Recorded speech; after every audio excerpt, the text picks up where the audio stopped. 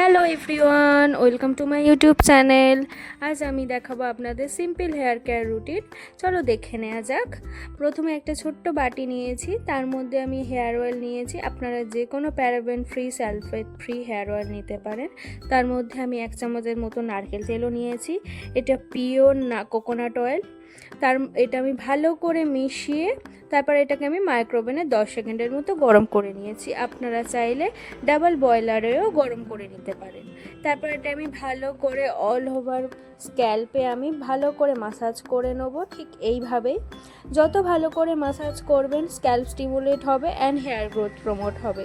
দেখুন এইভাবেই আপনারা চাইলে 2 হাত দিয়ে ভালো করে একটু বেশি প্রেশার দিয়ে এইভাবে মাসাজ করবেন।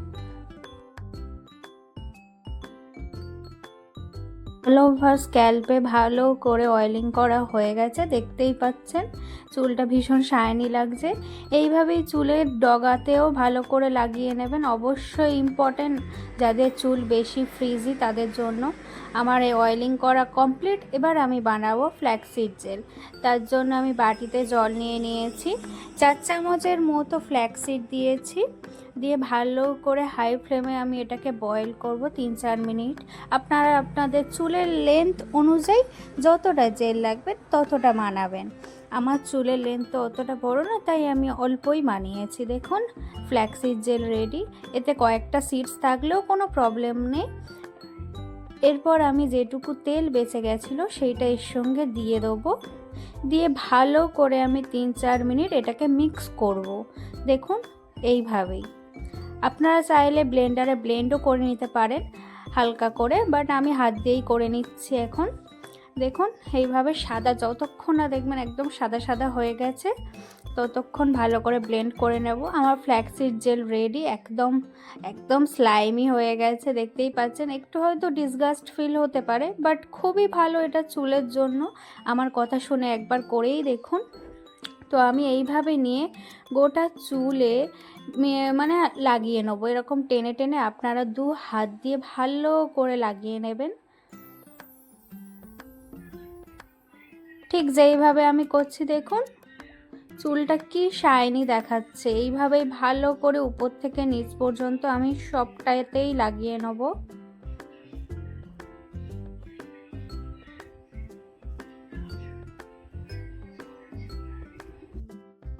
আমার এই সাইডে লাগানো কমপ্লিট হয়ে গেছে। ও গলায় একটা ফ্ল্যাক্সি লেগেছিলো, ওটা কোনো ব্যাপার না। আমি এবারে এই পারে গোটা চুলটাতেই ভালো করে লাগিয়ে নিচ্ছি। আমার গোটা চুলটাতে লাগানো কমপ্লিট হয়ে গেছে। এবার বেশি বেঁচে গেছিলো, কোনো ব্যাপার নয়। এটা পুরো চুলে স্ক্যাল্পে ভালো করে মাসাজ করে নিন এইভাবে, কোনো অসুবিধা নেই। এটা স্ক্যাল্পেও মাসাজ করতে পারেন। দেখুন চুলটা কি শাইনি হয়ে গেছে। আমি এটাকে ভালো করে এবার কম্বিং করে দেখাবো। দেখুন এরকম করে অবশ্যই কম্বিং করবেন,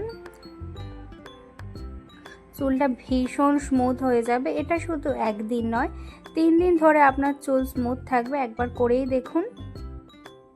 ভালো করে কম্বিং করে নেব, তারপরে আমি ভালো করে ক্লিপ দিয়ে সিকিউর করে নেব। এটা আমি রেখে দেবো 2 ঘন্টার মতো, তারপরে আমি হেয়ার ওয়াশ করব।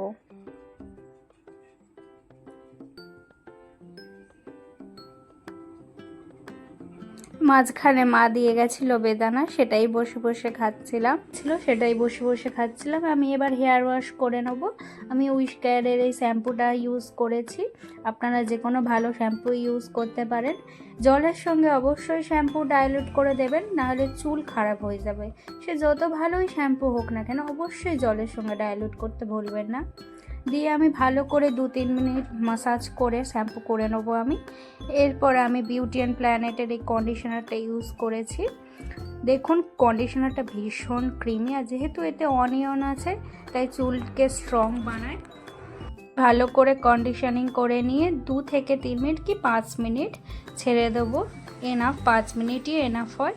তারপরে আমি হেয়ারটাকে ভালো করে ন্যাচারালি ড্রাই করে নিয়েছি। 50% ড্রাই হয়ে গেছে। আমি আবার এই ট্রেসেমের সিরামটা ইউজ করব। আপনারা যে কোনো ভালো সিরাম ইউজ করতে পারেন। সিরাম কিন্তু অবশ্যই ইউজ করবেন, এতে কি হয় চুল অনেক দিন ভালোই স্মুথ অ্যান্ড শাইনি থাকে। দেখুন আমার চুল ভীষণ ফ্রিজ ফ্রি আর স্মুথ হয়ে গেছে, আর শাইনি তো অবশ্যই। আপনাদের আমার ভিডিওটা কেমন লাগলো অবশ্যই কমেন্টে জানাবেন, আর আমাকে লাইক শেয়ার অ্যান্ড সাবস্ক্রাইব করতে ভুলবেন না।